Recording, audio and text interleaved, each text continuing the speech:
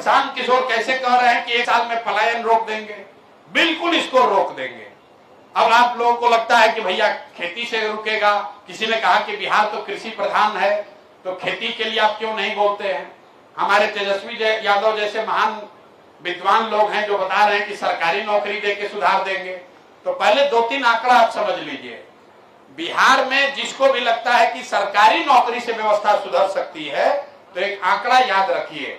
78 साल के आजादी के बाद बिहार में चपरासी से लेकर मुख्य सचिव तक जितने लोग सरकारी नौकरी करते हैं उसकी संख्या जोड़िएगा तो वह है 23.25 लाख। 23.25 लाख लोग ही सरकारी कर्मी हैं, सरकारी नौकरी करते हैं। वो हुआ 1.97%, मतलब पूरी आबादी का 2% व्यक्ति ही सरकारी नौकरी कर रहा है। लोग चाहे जितना दावा कर लें कि हम 5 लाख दे दिए, 10 लाख दे दिए, प्योर झूठ बोल रहा है। भाई जो सरकारी नौकरी करता है उसको सैलरी जाती है, उसका कंट्रोलर ऑडिटर पूरा उसका हर महीने ब्यौरा जारी करता है कि उसको सैलरी गया ट्रेजरी से, सरकार से। तो कुल 23.25 लाख लोगों को ही नौकरी यहाँ है। और प्रशांत किशोर जनसुराज ये दावा नहीं कर रहे हैं कि हम आएंगे तो सरकारी नौकरी देंगे, वो हो ही नहीं सकता है। दूसरी बात, लोगों को लगता है कि यहाँ उद्योग धंधा लगेगा उससे सुधर जाएगा, उससे भी नहीं सुधरेगा। क्योंकि जो पूरी अर्थव्यवस्था है, आप में से जो लोग थोड़ा बहुत भी अर्थव्यवस्था समझते होंगे, अर्थव्यवस्था के 3 पिलर होते हैं। एक है कृषि, एक है उद्योग और एक है सर्विस सेक्टर। ये जो पूरा होटल है, विवाह भवन है, गाड़ी है, रेस्टोरेंट है, जितने तरह की आप सर्विस देखते हैं, सॉफ्टवेयर है। अभी पूरा देश का इकोनॉमी देखिएगा तो मैन्युफैक्चरिंग मतलब उद्योग और कृषि दोनों मिलाकर 35% ही होता है और 65% है सर्विस सेक्टर। तो सबसे ज्यादा नौकरी रोजगार की संभावना सर्विस सेक्टर में है। और वहां पर रोजगार कैसे होगा, उसके लिए जनसुराज ने 3 पॉइंट प्रोग्राम दिया है कि कैसे यहां बिहार में हर घर में रोजगार होगा, पलायन कैसे बंद होगा। पहली बात हम लोग ये कह रहे हैं कि बिहार में से होने वाला पूंजी का जो पलायन है, सरकार बनने के 6 महीने के अंदर रोक दिया जाएगा। पूंजी का पलायन क्या है?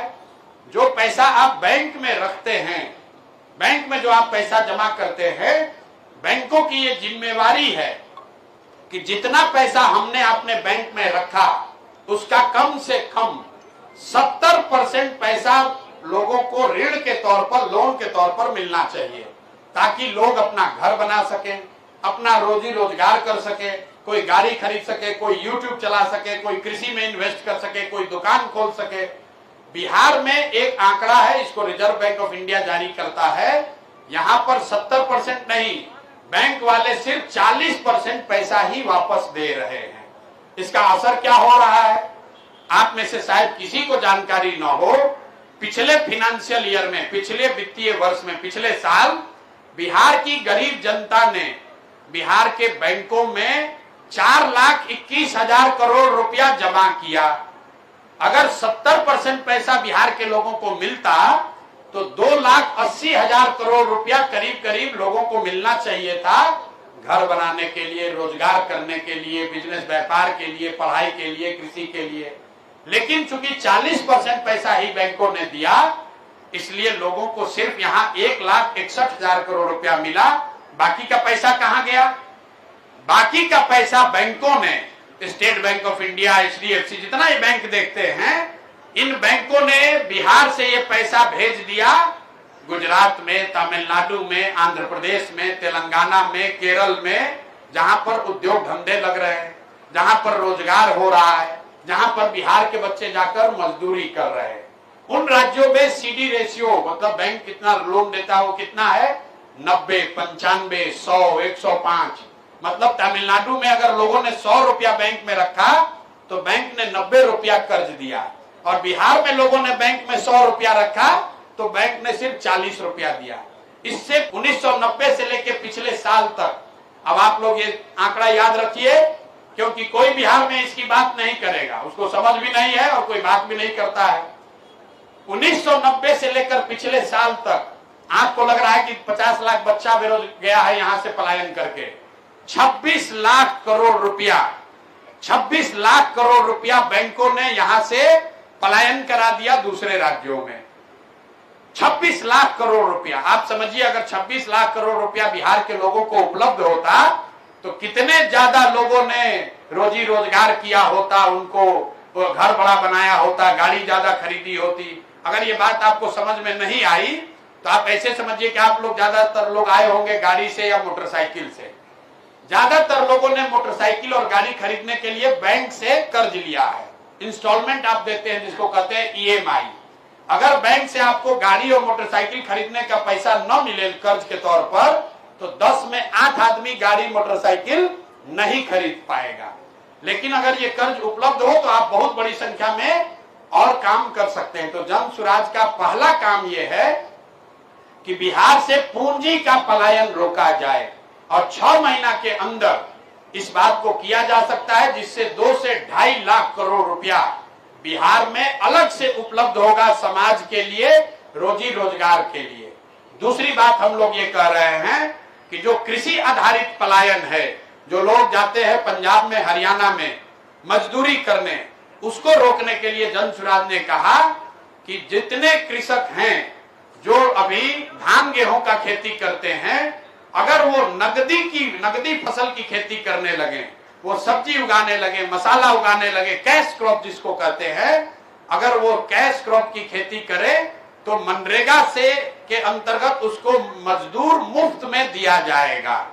इसका फायदा क्या होगा कि जितने लोग मनरेगा के मजदूर हैं, जो अभी चोरी हो रही है, वो पैसा वो मजदूर किसानों को मिल जाएंगे और किसानों को फायदा ये हो जाएगा कि अभी आप धान उगा रहे हैं, गेहूं उगा रहे हैं, क्योंकि मजदूर नहीं है। अगर आपको फ्री में मजदूर मिल जाए तो प्रति एकड़ आपकी प्रोडक्टिविटी, आपकी लागत कम होगी और आपका इनकम बढ़ जाएगा।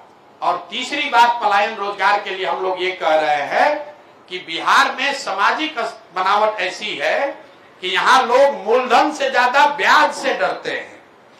लोग कर्ज लेकर काम नहीं करना चाहते, सोचता है कर्ज में ब्याज वाला में फंस जाएंगे, चक्रवृद्धि ब्याज में फंस जाएंगे, बर्बाद हो जाएंगे। अच्छे अच्छे घरों में लोग कोई रोजी रोजगार बिजनेस नहीं करना चाहते, क्योंकि वो डरते हैं कि लोन लेंगे तो हम पर इस पर ब्याज बहुत लग जाएगा, इससे हम कहीं फंस सकते हैं। तो इसलिए ये व्यवस्था बनाई जा रही है कि जब अगर जन सुराज की व्यवस्था बने तो लोगों को 10% ब्याज न देना पड़े, उनको सिर्फ 4% ब्याज पर ही लोन मुहैया कराया जाए, ताकि हर घर में हर युवा, हर महिला उसको 2 लाख, 4 लाख, 5 लाख का लोन 10%, 12%, 20% पर नहीं, 4% ब्याज पर उसको मिले, ताकि लोग अपना रिस्क लेकर उस पूंजी से अपना रोजी रोजगार कर सके, स्वरोजगार कर सके। हम लोग को लगता है कि अगर ये 3 बातें की जाएं, पूंजी का पलायन रोक दिया जाए, मनरेगा को कृषि से जोड़ दिया जाए और लोगों को सस्ते दर पर 4% पर लोन उपलब्ध करा दिया जाए, पूंजी उपलब्ध करा दिया जाए, तो 1 साल के अंदर 50 लाख से ज्यादा रोजगार के अवसर बिहार में पैदा किए जाएंगे और उसी से यहाँ पर पलायन रुकेगा, उसी से गरीबी, बेरोजगारी दूर होगी।